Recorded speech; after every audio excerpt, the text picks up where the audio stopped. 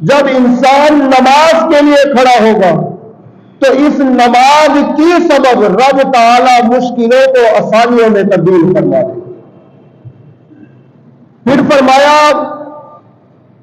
کہ نماز ایک ایسی چیز ہے جب انسان نماز کو ادا کرتا ہے وقت مقررہ پر، نماز کو فرض سمجھ کر رب کے حضور جھکتا ہے، نماز کو نماز سمجھتا ہے، فرمایا وہ بندہ جو وقت کا پابند بن جاتا ہے، نماز کو اول وقت میں ادا کرتا ہے، اکیلا نہیں، فرمایا ورکعوا رکوع کرنے والوں کے ساتھ رکوع کرتا ہے، فرمایا پھر میں اس کو اپنی خشیت عطا فرما دیتا ہوں. تو نماز سے ایک بات تو یہ پتہ لگی کہ نماز مومن مسلمانوں پر فرض ہے. اب ہوتا یہ ہے نماز تو فرض ہے، لیکن ہمارا زندگی کا جو مقصد ہے یا تو ہم نے اس مقصد کو چھوڑ دیا ہے یا تو اس مقصد کو بھلا دیا ہے. رب تعالیٰ تو فرماتا ہے کہ ورکعوا مع الراکعین، رکوع کرنے والے کے ساتھ رکوع کرو. مفتی احمد یار خان نعیمی رحمت اللہ تعالی علیہ فرماتے ہیں یعنی رکوع کرنے والوں کے ساتھ رکوع کرو کا مطلب یہ ہے کہ جماعت سے نماز پڑھو. فرمایا کیونکہ جماعت کی نماز تنہا نماز پر 27 درجے افضل. قرآن کے نصی قص سے یہ بات ثابت ہے کہ نماز تو پڑھو، رب نے حکم دے دی، یہ تو اسلام کے رکن میں ہے، لیکن ساتھ رب تعالی ارشاد فرما رہا ہے کہ نماز ایسے پڑھو، تنہا نہ پڑھو، رکوع کرنے والوں کے ساتھ رکوع کرو، سجدہ کرنے والوں کے ساتھ سجدہ کرو. گویا کہ علماء اس کی تفسیر میں فرماتے ہیں کہ نماز کو اکیلے ادا نہ کرو، با جماعت ادا کرو. پھر فرمایا ام المومنین حضرت سیدنا عائشہ صدیقہ رضی اللہ تعالی عنہا بیان کرتی ہیں جب نبی اکرم صلی اللہ علیہ وسلم کی بارگاہ میں سخت بیماری حاضر خدمت تھی تو اس وقت بھی حضرت بلال رضی اللہ تعالی عنہ آپ آتے حضور کو فرماتے یا رسول اللہ نماز کا وقت ہو چکا.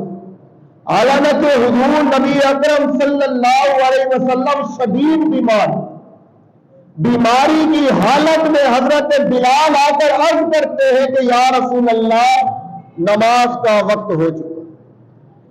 اب حضور نبی اکرم صلی اللہ علیہ وسلم شدت بیمار کی حالت میں بھی 2 بندوں کے سہارے مسجد میں تشریف لے.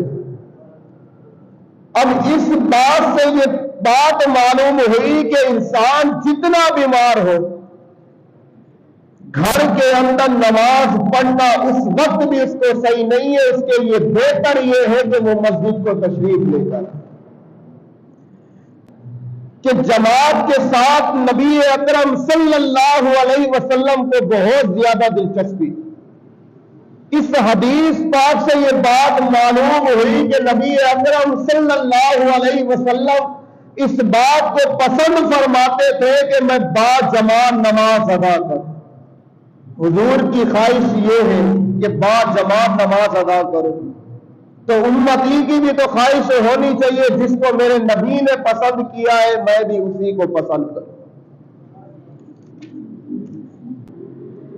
امیر المومنین حضرت سیدنا فاروق اعظم رضی اللہ تعالی عنہ فرماتے ہیں کہ اللہ پاک کے پیارے نبی صلی اللہ علیہ وسلم کو فرماتے ہوئے سنا 2 جہاں کے سردار صلی اللہ علیہ وسلم نے فرمایا کہ اللہ پاک با جماعت نماز پڑھنے والوں کو محبوب رکھتا ہے.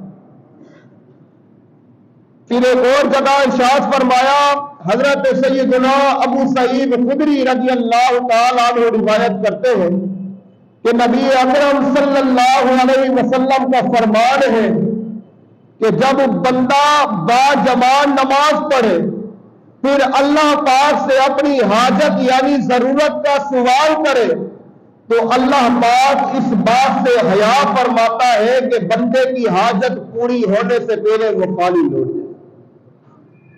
کتنی پیاری حدیث مبارکہ۔ آج اذان ہو جاتی ہے، مؤذن حیا علی الصلاۃ حیا علی الفلاح کہہ کے پکار رہا ہوتا، ہمارے کام ہی ختم نہیں ہوتے، یہاں جماعت ختم ہو جاتی ہے، پھر بھی ہم سوچ رہے ہوتے ہیں کہ ابھی مسجد کو جاؤں کہ نہیں جاؤں۔ حضور نبی اکرم صلی اللہ علیہ وسلم جب معراج کی رات آپ کو سیل کروائی گئی تو ایک مقام آپ کو ایسا دکھایا گیا جہاں ایک بندے کو ضرب لگائی جاتی ہے، سر پھٹ جاتا ہے، تھوڑی دیر کے بعد دوبارہ ٹھیک ہو جاتا ہے۔ حضور نبی اکرم صلی اللہ علیہ وسلم نے پوچھا جبریل یہ کون ہے؟ فرمایا یا رسول اللہ یہ وہ لوگ ہیں جب نماز کا وقت ہو جاتا تھا تو یہ نماز پڑھنے کو اپنے اوپر بھاری سمجھتے تھے۔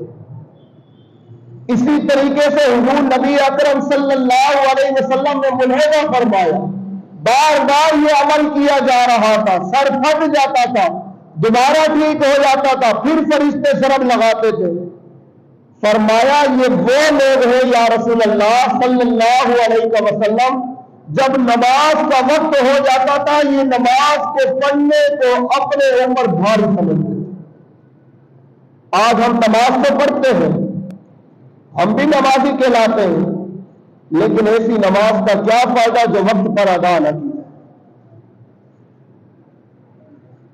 اس لیے فرمایا کہ جماعت سے گیا تو نمازیں تو پڑھے گا، جماعت سے گھر تو نمازیں پڑھے گا، خدا تیرا دامن کرم سے بھرے گا۔ فرمان مصطفیٰ صلی اللہ علیہ وسلم ہے کہ نماز مسجد میں جماعت کے ساتھ گھر میں اور بازار میں پڑھنے سے 25 درجے بہتر۔ اب ہوتا یہ ہے کہ نماز کا جب وقت ہو جائے بجائے نماز کو نماز سمجھنے کے بعد لوگ یہ سمجھتے ہیں کہ نماز تو گھر میں بھی پڑھ لی جائے گی، لیکن وہ جو نماز پڑھی جائے گی وہ ایک نماز کا ثواب ملے گا، اس نماز کا کیا فائدہ؟ بہتر یہ ہے کہ مرد کے لیے مسجد میں چل کر آئے، بہتر اس کے لیے یہی ہے جب باجماع نماز پڑھے گا تو 27 درجے ثواب ادا ملے۔ ایک صحابی رسول آنکھوں سے نبینا عرض کرتے ہیں یا رسول اللہ صلی اللہ علیہ وسلم جس شہر میں میں رہتا ہوں میں ہوں بھی نبینا، مسجد کو نہیں آ سکتا، جماعت کا وقت ہو جاتا ہے، کوئی ساتھی لے کر آتا ہے تو مسجد میں آ جاتا ہوں، کیا یا رسول اللہ صلی اللہ علیہ وسلم میں اکیلی نماز گھر میں اگر پڑھوں تو مجھے اجازت ہے؟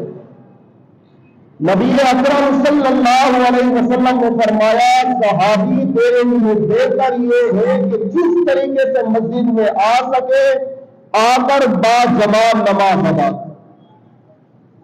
ذرا اندازہ لگا، صحابی رسول عرض کر رہے یا رسول اللہ نابینا ہوں، دیکھ نہیں سکتا، یا رسول اللہ میرے لیے حکم کیا ہے؟ اس صحابی کے لیے حکم یہ ہے کہ اگر ہو سکے تو بہتر یہ ہے کہ مسجد میں چل کر آ، اور جو آنے والے ہیں پھر ان کے لیے کیا حکم؟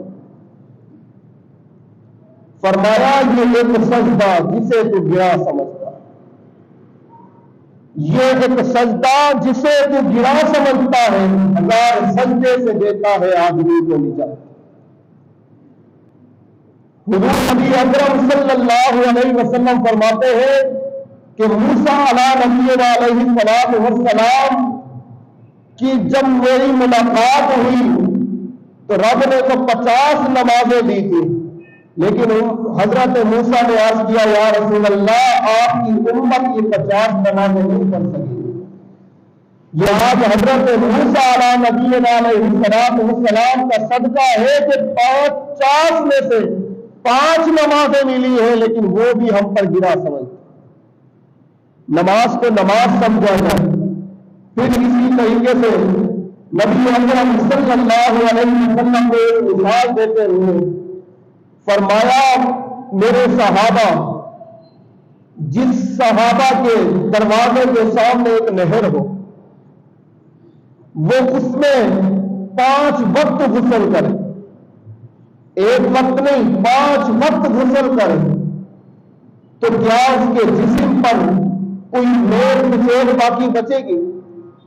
صحابہ نے عرض کیا، یا رسول اللہ صلی اللہ علیہ وسلم، جو دن میں 5 دفعہ غسل کرے گا جسم تو اس کا پاک اور صاف ہو جائے گا۔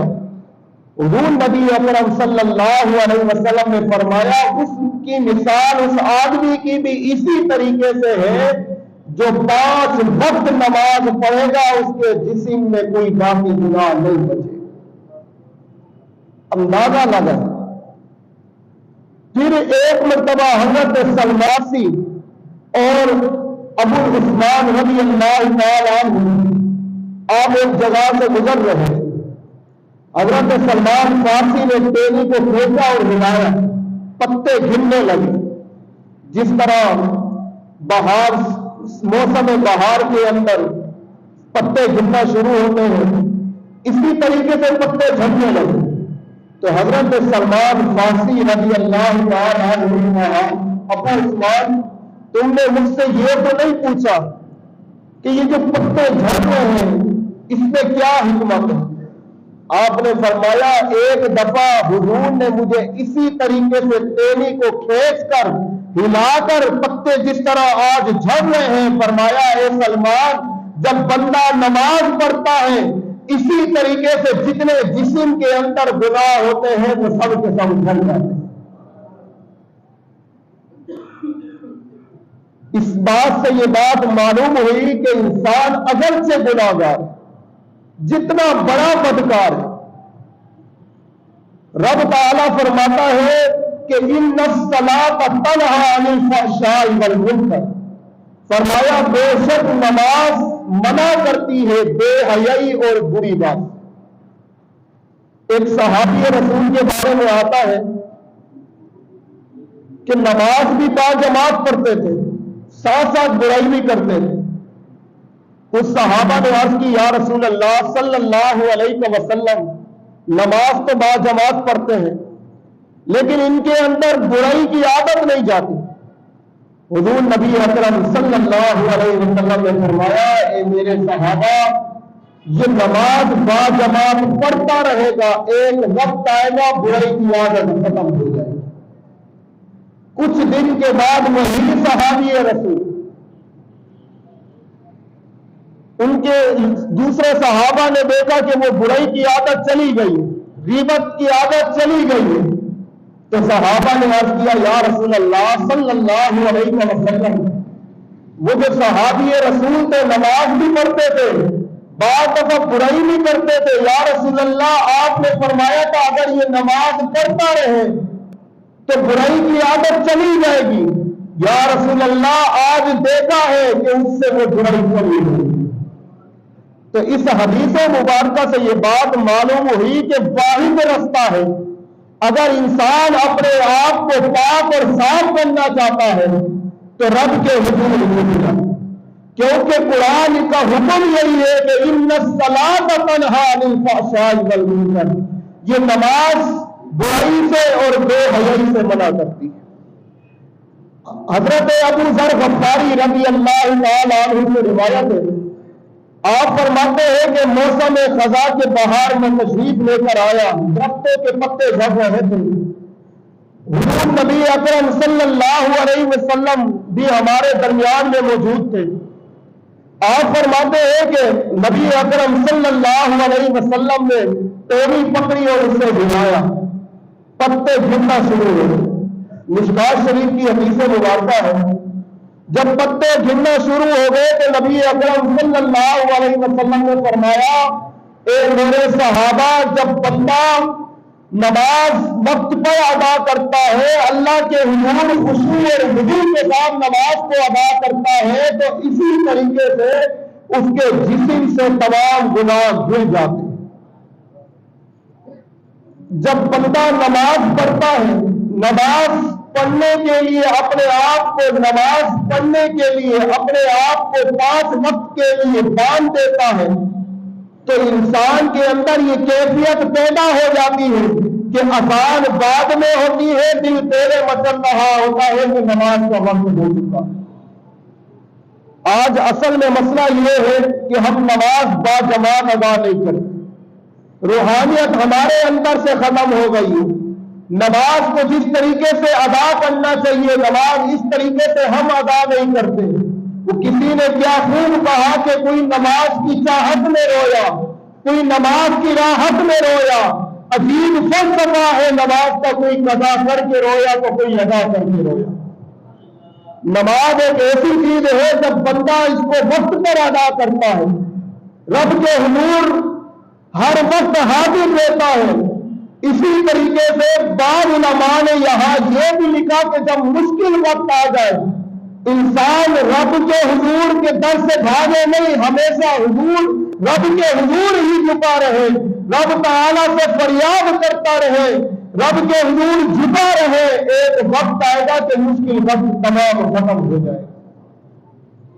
حضرت انس رضی اللہ تعالیٰ عنہ، آپ کو اللہ رب العزت نے بہت زیادہ مال عطا فرمایا، آپ کا بہت بڑا باغ بھی تھا جو حضور کی دعا سے آپ کو ملا۔ ایک دفعہ سال ہی پڑ گئے، آپ کے جو باغ کے رکھوالی تھے انہوں نے کہا کہ حضرت اگر بارش نہ ہوئی تو یہ سالی اتنا بھر جائے گی کہ شاید باغ سوکھ جائے۔ آپ نے مصلی بچھایا، مستقل آپ نوافل پڑھتے رہے۔ آپ نے جب نگاہ اٹھا کر دیکھی، جب نماز پڑھنا شروع کی تھی تو آسمان پر کوئی بادل نہیں تھا۔ جیسے ہی آپ نے مصلی بچھایا، رب کے حضور کھڑے ہو گئے سچے دل سے، ایک وقت آیا کہ آسمان پر بادل بھی چھا گئے اور بارش بھی برسنا شروع ہو گئی۔ تو اس تب بھی کوئی مشکل وقت ہے، اسلام ہمیں یہ درس دیتا ہے کہ بجائے خدا کے در سے بھاگنے کے، بجائے اس در کو چھوڑنے کے، اسی در پر آ کر کھڑے ہو جاؤ، نوافل پڑھتے رہو، فرض کو وقت پر ادا کرتے رہو۔ ایک وقت آئے گا کہ رب تعالیٰ آپ کی مشکلوں کو دور کروا دے گا۔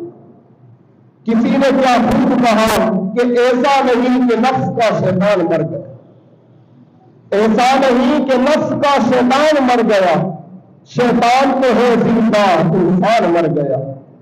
سجدوں میں سر جھکانے کی فرصت نہیں رہی، مومن کی روح میں بسا مسلمان مر گیا۔ کسی نے کیا خوب کہا، مسجد تو پکی بن گئی شاندار بھی، مسجد تو پکی بن گئی شاندار بھی، کچی ہے رب سے چاہتے اور ایمان مر گیا۔ باطل کو جھوٹ کہنے کی طاقت نہ رہی، ہو حق سر بلند یہ ارمان مر گیا۔ اللہ اکبر۔ حالات ہمارے بھی یہی ہیں کہ نفس کہتا ہے کہ نماز پڑھ، لیکن شیطان کہتا ہے کہ ابھی تو زندگی پڑی۔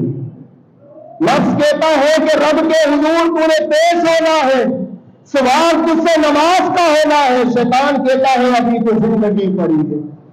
یہ زندگی جس پر اتنا بھروسہ ہے، یہ زندگی جس کے لیے اتنا جینا کے لیے آپ نے امیدیں لگا کے رکھی ہے، اس کا کوئی وقت مقرر نہیں ہے۔ یہ زندگی ایک ایسی زندگی ہے کہ موت کا فرشتہ اچانک آتا ہے، نہ جوان دیکھتا ہے، نہ بڑھاپا دیکھتا ہے، نہ جوانی دیکھتا ہے، نہ پیچھے بچے دیکھتا ہے، ایک منٹ میں زندگی کو ختم کر دیتا۔ تو رب کے حضور نمازیں ادا کرو، رب کے حضور اپنے آپ کو جھکا دو، نمازوں کو وقت پر ادا کرو، اپنی مسجدوں کو آباد کرو۔ مسجدیں آباد ہیں گی تو انشاءاللہ یہ جو ایمان ہمارا آج ایمان تو ہے لیکن کمزور ہو گیا ہے، یہ ایمان پھر تر و تازہ ہو جائے۔